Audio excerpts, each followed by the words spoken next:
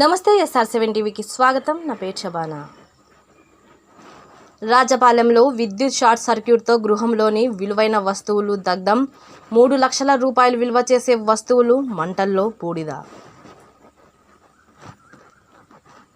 తిరుపతి జిల్లా సత్యవేడు మండలం పెద్ద ఈటిపాకం పంచాయతీ రాజపాలెం గ్రామం ఓ గృహంలో చోటు చేసుకున్న విద్యుత్ షార్ట్ సర్క్యూట్ వల్ల విలువైన అన్ని వస్తువులు అగ్నికి ఆహుతి అయ్యాయి. ఈ అగ్ని ప్రమాదం శనివారం అర్ధరాత్రి సమయంలో సంభవించినట్లు గ్రామస్తులు పేర్కొన్నారు. రాజపాలెం గ్రామంలో వేలు కుటుంబం నివసిస్తోంది. ఈ నేపథ్యంలో యథావిధిగా శనివారం రాత్రి భోజనాలు ముగించుకొని ఇంటికి ఆరుబయట కుటుంబ సభ్యులు కునుకు వహించారు. అయితే అనుకోకుండా విద్యుత్ షార్ట్ సర్క్యూట్ జరగడం వల్ల దుస్తులు అంటుకొని పక్కనే ఉన్న బీరువా మంచాలకు నింపు అంటుకొని చెలరేగడంతో ఒక్కసారిగా కుటుంబ సభ్యులు మేల్కొన్నారు.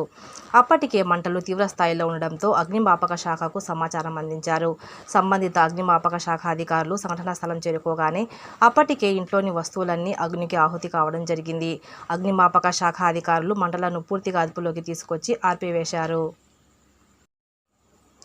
అయితే అగ్ని ప్రమాదంలో 3 సవర్ల బంగారము, 55,000 రూపాయల నగదు, 2 మంచాలు, టీవీ 1, టైలరింగ్ మిషన్ 1, బీరువాతో పాటు వంట సామాగ్రి, బియ్యం, రేషన్, ఆధార్ కార్డు తదితర ధృవీకరణ పత్రాలతో సహా అగ్ని ప్రమాదంలో బూడిద కావడం జరిగిందని బాధితులు వేలు వివరించారు. అనుకోకుండా పక్క గృహంలో విద్యుత్ షార్ట్ సర్క్యూట్ జరగడంతో దాదాపు 3 లక్షల విలువ చేసే వస్తువులు అగ్నికి ఆహుతి అయినట్టు బాధిత వర్గాలు పేర్కొన్నాయి.